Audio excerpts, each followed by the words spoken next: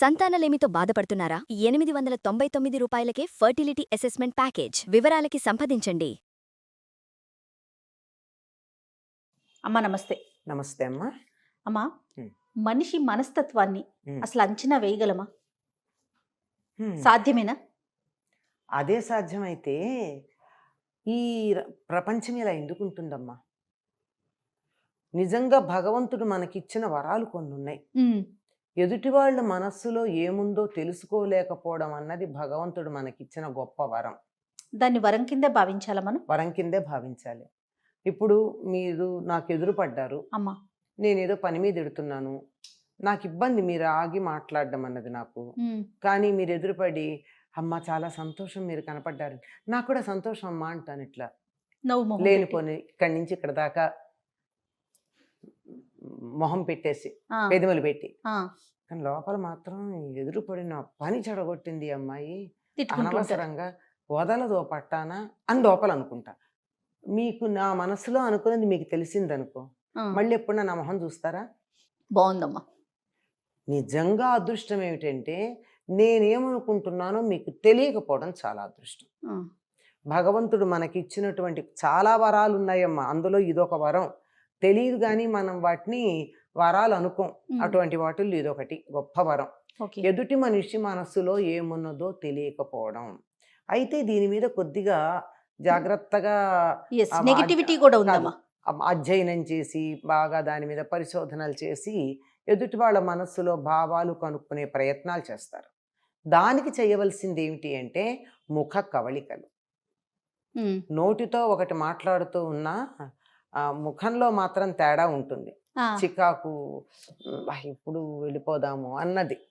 ముఖంలో కూడా కవళికలు కనపడకుండా జాగ్రత్తగా దాచగలగడం అన్నది నటనలో నేర్పర్లేని వాళ్ళు చేయగలరు. ముఖంలో కూడా కనపడకుండా. కానీ కళ్ళు మాత్రం అబద్ధాలు చెప్పవు. కళ్ళల్లో తెలిసిపోతూ ఉంటుంది వాళ్ళు మనని సహించగలుగుతున్నారా, సహించలేకపోతున్నారా మొదలైనటువంటివన్నీ.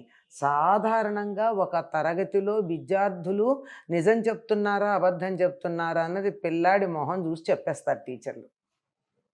వాడు తలంచుకుని ఇట్లా మాట్లాడాడంటే వాడు అబద్ధం చెప్తున్నాడని అర్థం. ఇలా సమాధానం చెప్పాడు అనుకోండి, నిజం చెప్తున్నాడని. ఎక్కడో గుండెలు తీసిన బంట ఒకడు ఉంటే ఉంటాడేమో కానీ 100కి 99.999% అంతే ఉంటుంది. కనుక ఎదుటి వాళ్ళ మనసులో ఉన్న తెలుసుకోవాలంటే కళ్ళు ఎట్లా ఉన్నాయో గమనించి దాంట్లో ఉన్న భావాలు అర్థం చేసుకోవడం ప్రయత్నం చేస్తే కుదురుతుంది తప్ప లేకపోతే కుదరదు. అలా మరి అర్థం చేసుకోలేకపోతే చాలా నష్టాలు కానీ ఇబ్బందులు కానీ పడే అవకాశాలు ఉంటాయి కదమ్మా. తక్కువేనమ్మా. ఎక్కువగా తెలుసుకోవడం వల్ల కలిగేటటువంటి ఇబ్బందుల కన్నా తెలియకపోవడం వల్ల కలిగే ఇబ్బందులు తక్కువ. మోసగించబడతారు. అక్కడ జాగ్రత్త పడాలి. అది ఒకే చోట.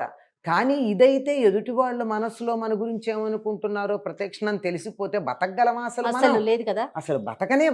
తోటి మనిషితో ఉండలేకపోతాం.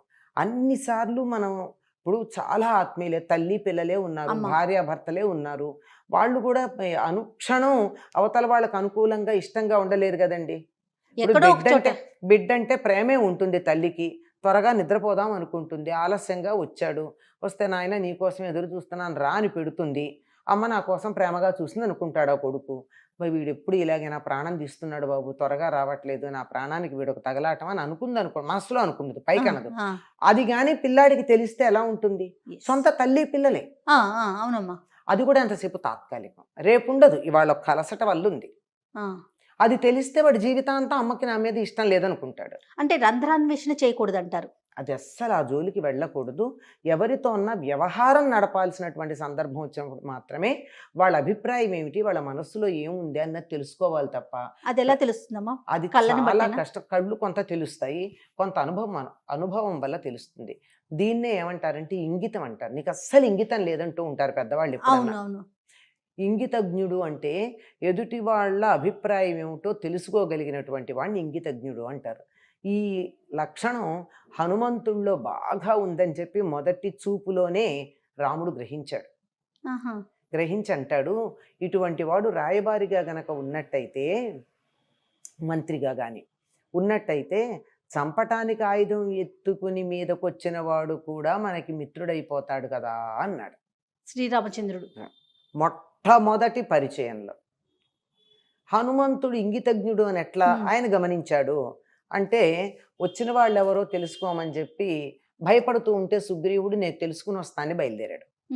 తెలుసుకుని వస్తాను బయలుదేరేటప్పుడు ఎట్లా వచ్చాడు? వానరంలాగా రాలా, కాషాయం ధరించి ఒక సాధువులాగా వచ్చి అద్భుతమైనటువంటి సంస్కృతంలో మాట్లాడాడు. అసలు అక్కడ రాముడు అతడు మాట్లాడిన భాషకి ఇచ్చినటువంటి సర్టిఫికేట్ ఎట్లాంటిదంటే, ప్రపంచంలో ఎక్కడా కూడా భాషా విషయకంగా అంతకన్నా గొప్ప ప్రమాణపత్రం ఉండదు.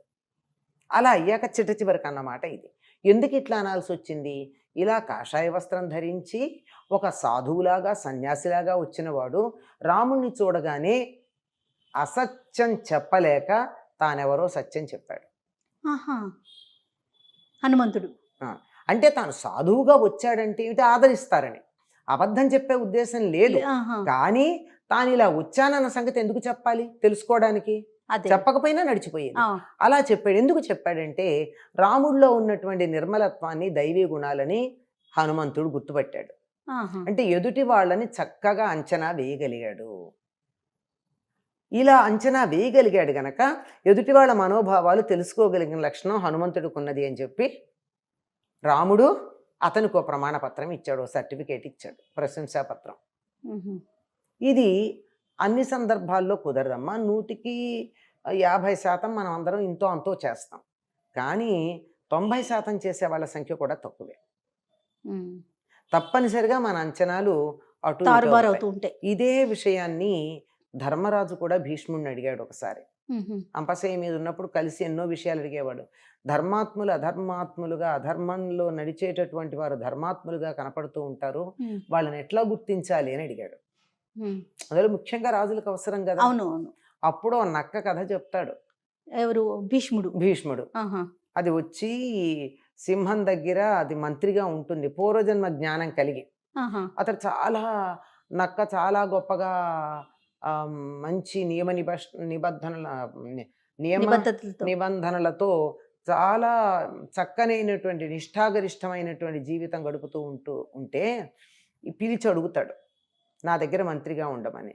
వద్దులే, నేనుంటే మిగిలిన వాళ్ళకి ఇబ్బందిగా ఉంటుందంటే, లేదు నీ ప్రవర్తన గురించి తెలుసు నాకు, ఇలా నా దగ్గర మంత్రిగా ఉండమని. ఎంత చెప్తే అంత విన్నాడు. తర్వాత ఆ సందర్భంలో మిగిలిన మంత్రులకి ఇతడి మీద అసూయ కలిగి ఏం చేశారంటే, అతడు సింహం కోసం తెచ్చిన మాంసాన్ని తీసుకెళ్ళి ఈ నక్క ఉండేటటువంటి దాంట్లో పెట్టి నివాసంలో, నీ ఆహారాన్ని వాడు దొంగతనం చేశాడు, నువ్వు నమ్ముతున్నావు చూసావా అని చెప్తారు. వాణ్ణి సంహరించమని చెప్పి రాజే కదా ఒక ఫర్మానా జారీ చేస్తాడు. తల్లి చెప్తుంది నాయనా తప్పు అని, అయినా సరే వినడా ఆవేశంగా. తీరా వచ్చిన తర్వాత నిజానిజాలు బయటపడ్డాక క్షమించమని అడుగుతాడు. అడిగితే నక్క చెప్తుంది, ఒకసారి అయిందంతే చాలు, నీ వెళ్ళిపోతాను. నువ్వు గుర్తించలేకపోయావు, ముందర గుర్తించావు నేను మంచివాడినని, తర్వాత ఆ గుర్తించిన దాన్ని నిలబెట్టుకోలేకపోయావు. ఇది ఎప్పుడూ నువ్వు మంచివాడు మనొకసారి, లేదు ఇంకెవరన్నా మళ్ళీ ఇంకోటి ఏదన్నా చేస్తే నేను మంచివాడిని కాదని ఇలా అనుకుంటూ ఉంటే జరిగే వ్యవహారం కాదు, నేను వెళ్ళిపోతానంటుంది. ఇది చెప్తాడు. అంచేత ఎవరిని కూడా వీళ్ళు మంచివాళ్ళని కానీ చెడ్డవాళ్ళని కానీ మనం శాశ్వతంగా అనుకోలేము. ఎప్పుడు ఎవరిలో ఎటువంటి మార్పులు వస్తాయో చెప్పలేం. ఇది కరెక్ట్ అమ్మా.